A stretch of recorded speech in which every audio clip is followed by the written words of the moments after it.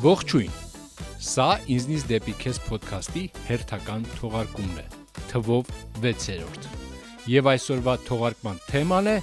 իշխանության սիրելի արվեստագետները։ Կան անուններ, որոնք երբեք դուրս չեն մնում դրամաշնորհներից, ծրագրերից և իհարկե հեռուստատեսությունից։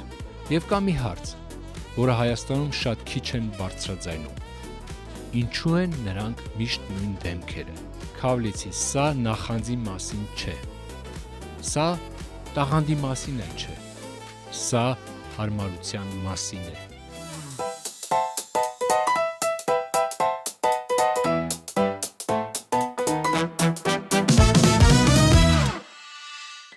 Ովքեր են իշխանության սիրելի արվեստագետները։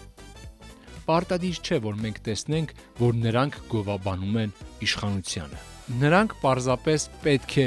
չկասկածեն իշխանությանը, հարցեր չտան իշխանությանը և իհարկե չխանգարեն իշխանության օրակարգը։ Նա ստեղծում է անվտանգ արվեստ։ Արվեստ, որը որ չի խանգարում իշխանությանը։ Այնպիսի արվեստ, որը որ չխանգարի իշխանության կառավարմանը։ Եվ դրա դիմաց նա ստանում է ամեն ինչ. բեմ, հարթակ, աջակցություն, այսինքն ամեն ինչ։ Իսկ ինչպես են կազմվում այդ սև և սպիտակ ցուցակները։ Իհարկե գրավոր ոչ մի ցուցակ չկա, բայց կան չգրված օրենքներ։ Եթե դու մշտապես ներկա ես պետական միջոցառումներին, քո արվեստում երբեք չես շոշափում իրական ցավը, հարցազրույցներում դու խոսում ես խաղաղության, ապագայի մասին, բայց ոչ կոնկրետության, և դու ապահով ես։ Իսկ երբ դու բարձրաձայնում ես թատրոնների փակման, մշակույթի նվաստացման, եկեղեցիների դեմ արշավի մասին, ապա դու ոչ թե արգելվում ես, այլ պարզապես անհետանում ես։ Պատմությունը կրկնվում է։ ԽՍՀՄ-ում կային ժողովրդական արտիստներ։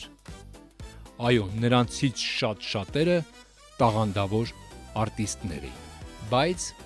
նրանցից մեծ մասը լուռ էր։ Իշխանությունը սիրում է արվեստագետի այն տեսակը, որը որ խոսում է մարդու մասին, բայց ոչ հասարակության մասին։ Սիրում է սերը, բայց ոչ դիմադրությունը։ Պատմությունը կրկնվում է, երբ հասարակությունը չի սովորում ճանաչել օրինաչափությունը։ Ինչու է սա վտանգավոր մշակույթի համար։ Որովհետև երբ իշխանությունն է ընտրում, թե ով է արվեստագետ, իսկ ով ոչ,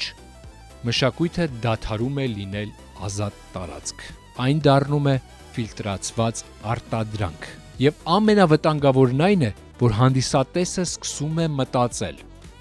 եթե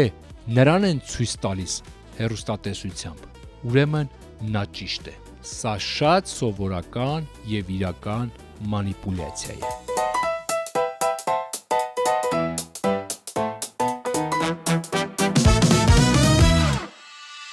Եթե դու այսօր իշխանության սիրելին ես, ուրեմն իմացիր, դու հավերժ չես։ Իշխանությունները փոխվում են, իսկ արվեստագետների անունները մնում են պատմության մեջ։ Իսկ վաղը քեզ հարցնելու են, ոչ թե քանի ներկայացում ունես, այլ երբ պետք էր խոսել, դու որտեղ էիր։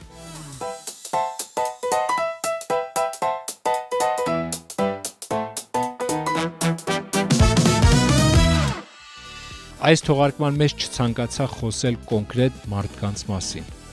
բայց խոսեցի համակարգի մասին։ Եթե դու իմ այս խոսքերի մեջ քեզ ճանաչեցիր, ապա ժամանակն է մտածես, թե ում ես իրականում ծառայում՝ իշխանությանը, թե